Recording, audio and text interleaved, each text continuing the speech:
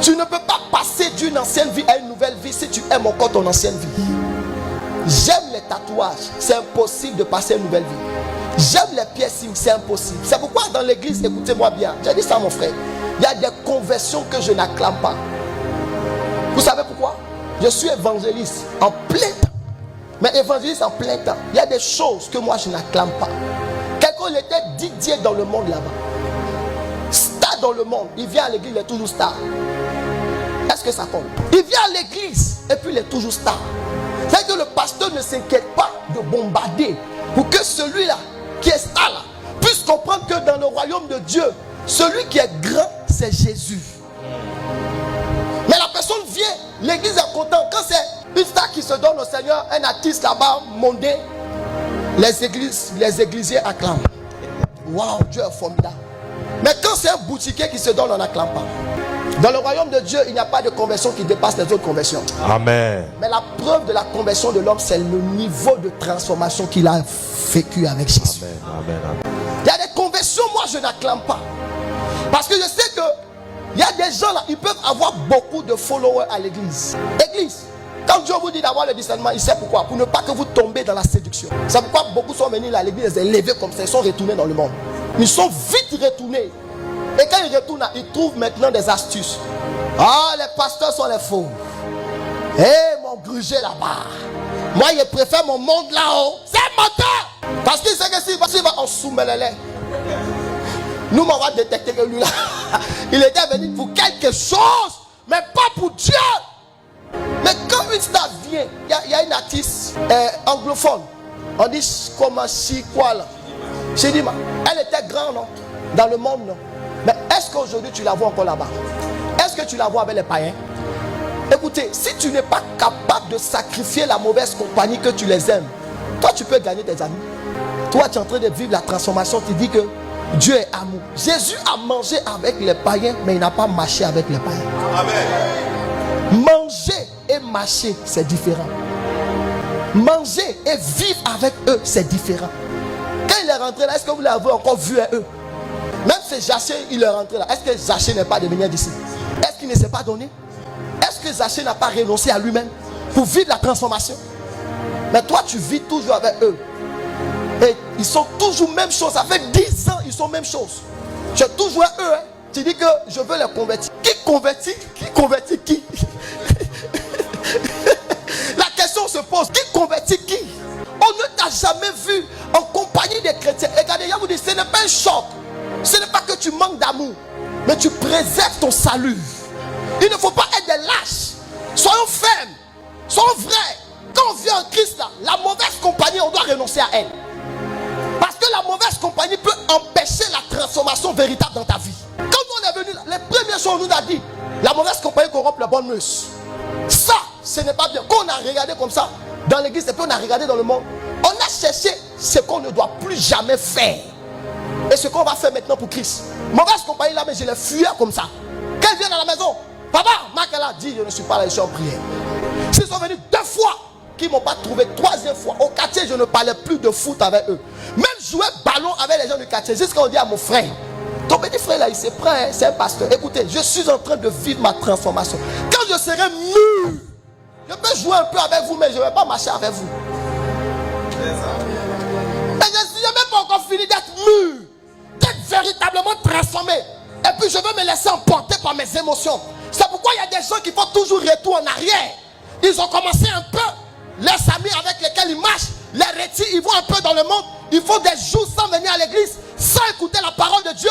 Ils sont là-bas, on les appelle, tu es où? Eh papa, en tout cas tu vas me voir bientôt. Actuellement c'est un peu chaud, hein, mais je vais revenir. Il vient un peu quand il a des problèmes. Il s'assoit, on prie pour lui. Quand ça va, il est libéré des esprits qui le fatiguaient en rêve. Il retourne encore. Si nous ne payons pas le prix du renoncement, notre nature ne sera pas brisée. Dieu veut casser la chose qui t'empêche de vivre sa gloire. Il veut briser la colère qui retarde ta destinée. Il veut briser l'hypocrisie en toi qui empêche sa gloire de descendre. Trop de caractère dans notre vie qui empêche le mouvement de l'esprit. L'église qui devait impacter, c'est l'église qui est influencée négativement.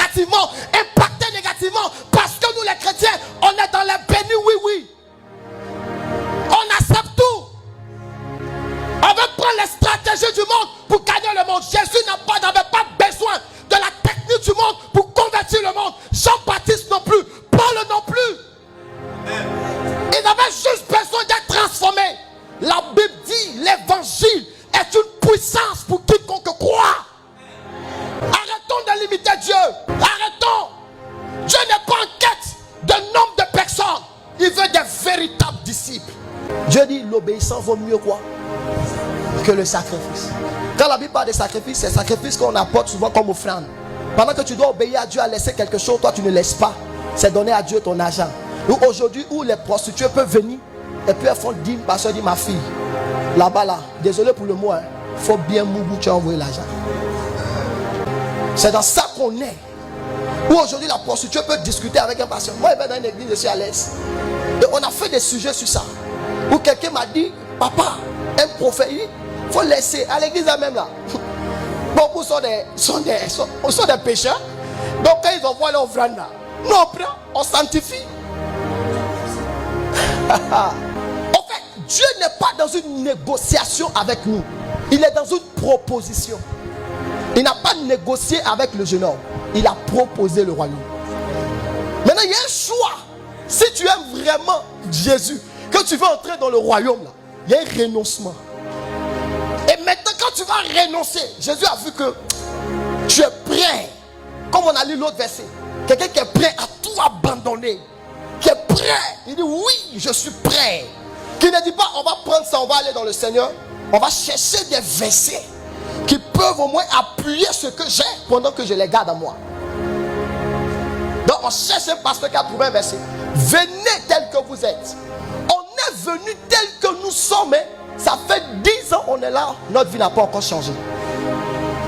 Venez tel que vous êtes. On a fait 10 ans à l'église, on est toujours menteur. 10 ans à l'église, toujours dans l'impudicité. On est dedans. Le sexe, on est dedans. 10 ans à l'église, on est toujours hypocrite. 10 ans à l'église, on est toujours voleur. 10 ans à l'église, on est toujours calomniateur, orgueilleux. On est toujours woubi. Mais la question se pose, c'est l'église le problème ou c'est le fidèle le problème? Le fidèle. Parce qu'il y a des pasteurs qui prêchent la parole, pendant que les fidèles, au lieu d'accepter la parole qui fera du bien à leur âme, parce qu'une parole, pour une parole de Christ, pour qu'elle te transforme, tu as besoin de faire preuve d'humilité. Le jeune là, il était triste. Le pasteur dit abandonne tes boucles d'oreilles en tant qu'homme. Toi tu te plains que l'église n'a pas l'amour. Le pasteur dit abandonne cette vie d'adultère. Toi tu te plains, le pasteur ne m'aime pas.